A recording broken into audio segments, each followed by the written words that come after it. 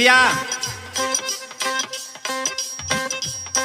बड़ी सौभाग्य की बात है साथी, अभिषेक विवेक ऑफिशियल के सौजन्य से गुलाब भाई कवि जी के देखरेख में, विजय कवि जी के देखरेख में ही माता रानी का वंदना बा। भक्त माई के दरबार में पहुंचल बा, माथा टेक के आवाज दल कहल का अरे माँ कहत का बा,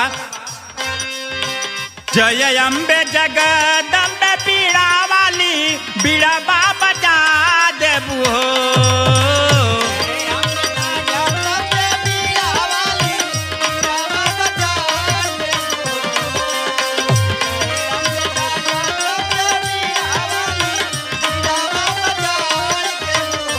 हमरे नैया के हो हमरे नैया के बनी जा खेवैया माई परवा लगा देबू हो।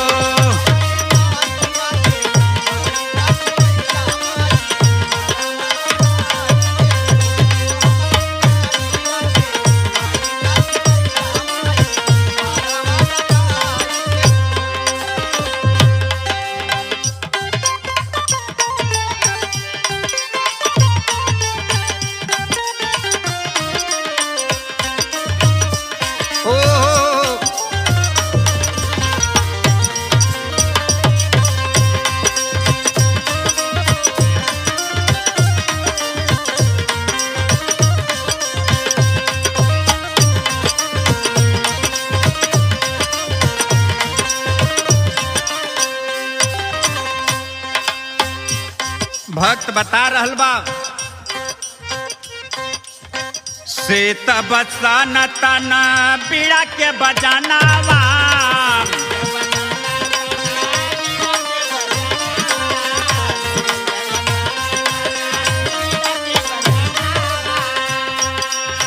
हंस सवारी कब होई है अवानावा।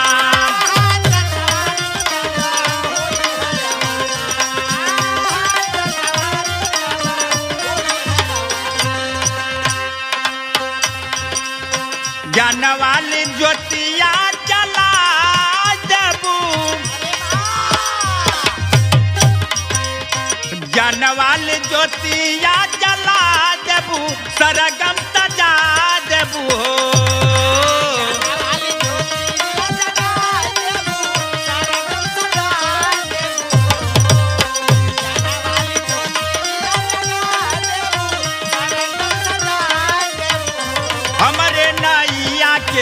हो हमरे नैया के बनी जा खेवैया माई परवा लगा देबू हो।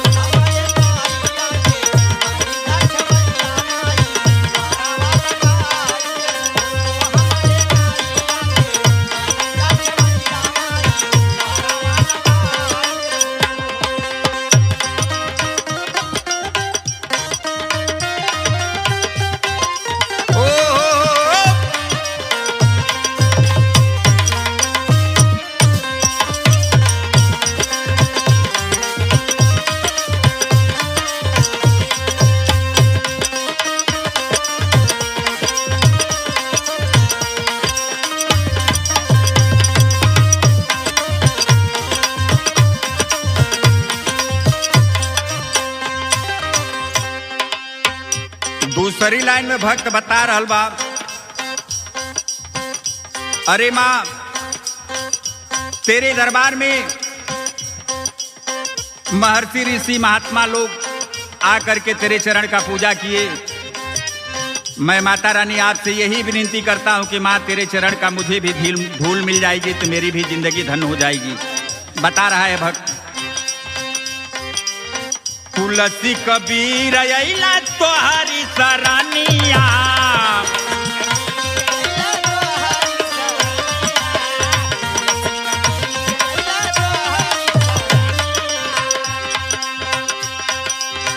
तोहरी चरनिया के कइला भजनिया।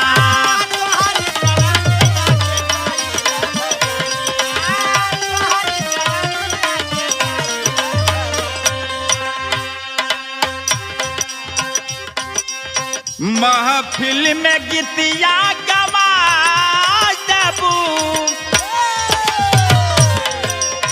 महफिल में गीतिया गवा देबू, गाव के सिखा देबू हो।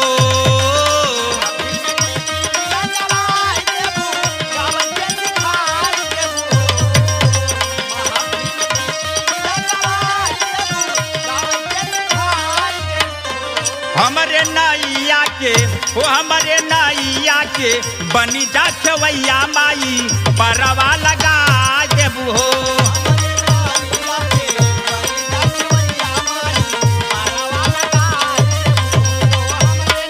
जय हो।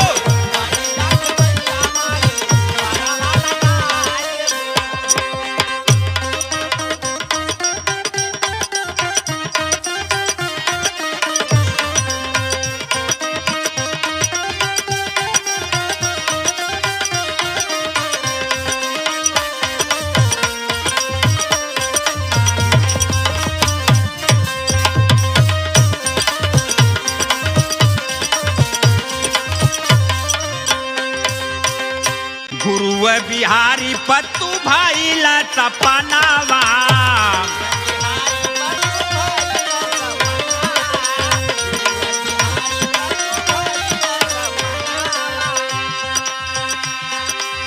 कभी घूर भारी माई सी चल चमनावा।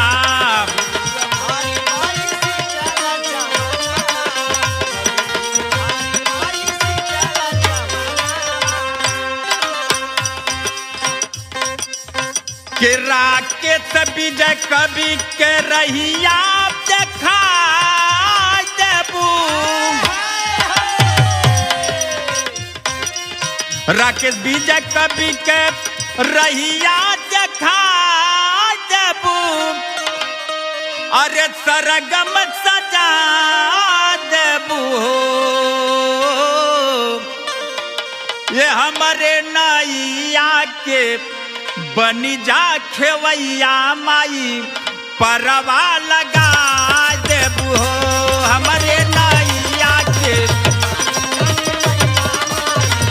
जय हो।